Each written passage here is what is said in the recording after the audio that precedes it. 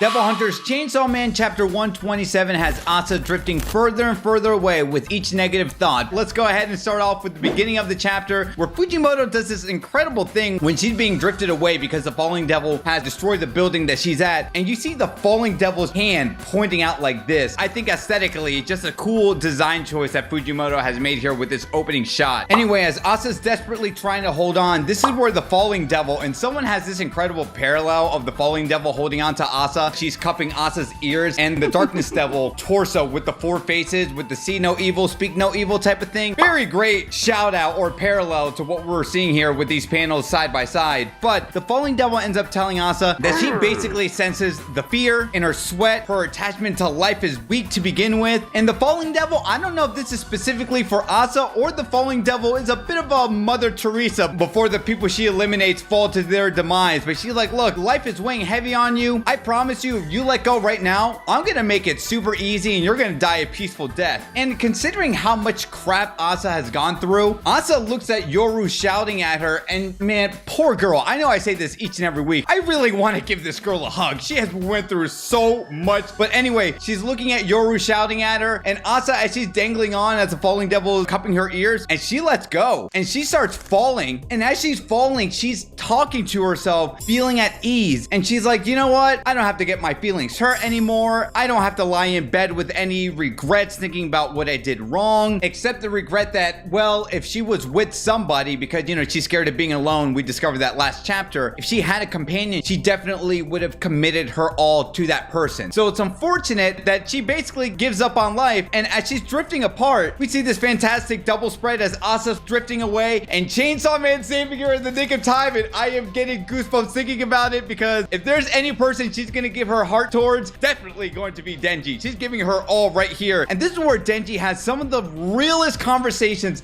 that I love and I hate at the same time. So Chainsaw Man ends up saving Asa, and Asa, she's like, look, I'm done with life. I'm just giving up. And I hate getting made a fool of getting my expectations up only to be let down. And Denji agrees with her. And here's the thing, from Asa's point of view, when she's pouring her heart out to Denji, no one has it worse than me. And he spits some real truth when he's like, life seems super awesome, and then as soon as you let your guard down, crappy things happen out of nowhere and disasters keep piling up like a hamburger made out of crap. And man, if that doesn't apply to Denji, but more importantly, if it doesn't apply to you and I don't know what will. And this is why I get so much goosebumps thinking about this chapter, because there's so many truth bombs happening here. And I don't know if Fujimoto is projecting onto himself as Denji, or even in this dialogue that Asa's saying to herself, but how many times do you feel like that? You feel like you have an incredible life and out of nowhere something extraordinarily horrible happens, and next thing you know, you're just surrounded by a mountain full of crap, as Denji said here, and you feel like it's really difficult to escape, and it's really hard because you feel like you're suffocating. And how do you get out of it? And the solution, Denji says here, we all have something to live for, because if you can hurdle over those obstacles, no matter how hard they may seem at first, there's always something on the other side for you. And I was really impressed with what Denji said here. And then in that last line, when Asa tells Denji, okay, like, what's that thing you're fighting for? Because Denji convinced Asa, Denji convinced me, and then when he responded with, you gotta have sex, I want to have sex, and this is how I've been dealing with all this mountain full of crap. This is Denji being authentically true to himself, and this is kind of the double-edged sword with this character that I feel like a lot of people might have problems for, because he's so authentically true to himself and Denji has gone through a lot. Look, man, he's still, psychologically speaking, not as mature as he should be for the most part. Hey, you're a teenager in general, you want to have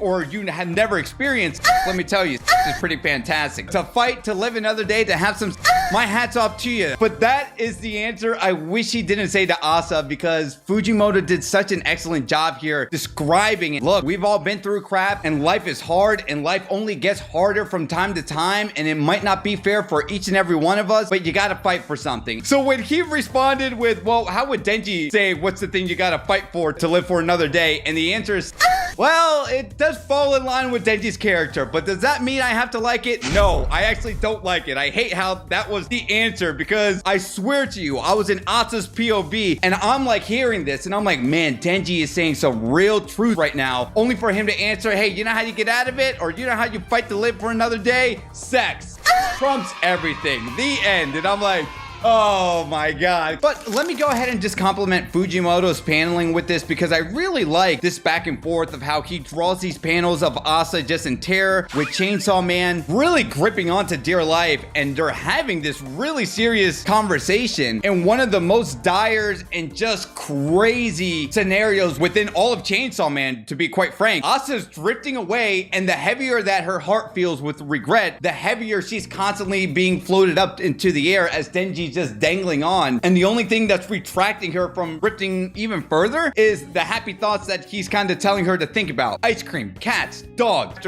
And although unfortunately we don't see who is the person that revived Denji, I really am curious to see how they get out of this situation, because this looks so incredibly difficult for our main protagonist right now. Who is going to come in here and save them? I feel like at this point in time where we see things with Asa and Denji, someone has to save them. Whether it's Yoshida holding them down with his octopus, I feel like this is the point in time where Yoshida would be an incredible lifesaver right here for both of them. Or for even Haruka, the fake Chainsaw Man, to come and save them. I don't know, but something definitely has to give. And I do appreciate each and every one of you last week when I was saying Denji and the Falling Devil had this back and forth, and the Falling Devil got that round 1 victory over Denji just by a little bit. Many of you were quickly adamant on telling me, what do you mean, DJ Miles? The Falling Devil didn't even try. It was more so like she was annoyed that she was battling with Denji and that he kept on coming out of these situations over her, and quite frankly being baffled by his sheer stupidity on always pulling one slightly above her, but she never even tried. So yes, you're right. Now that I reread the chapter again, it looked like she didn't try. So what's it like when the Falling Devil is actually going to try to defeat Chainsaw Man? And here's the thing, what if no one actually saves both Asa and Denji? And now we get into the thing that a lot of people wanted from part 1, which is, well, sorry Asa, you are going into the underworld, and Denji is also going into the underworld. Now we can finally start with Denji trying to find power again. Oh, and shout out to Pudding and Jamal Simmons for being members in the channel. Thank you so much supporting me. If you too are watching, feel free to write down a comment in the comment section, and I promise I will read it out loud and I will answer your question. See, only something exclusive to the people who joined the channel. With that out of the way, if you enjoyed this video, you're going to want to click on these videos right here.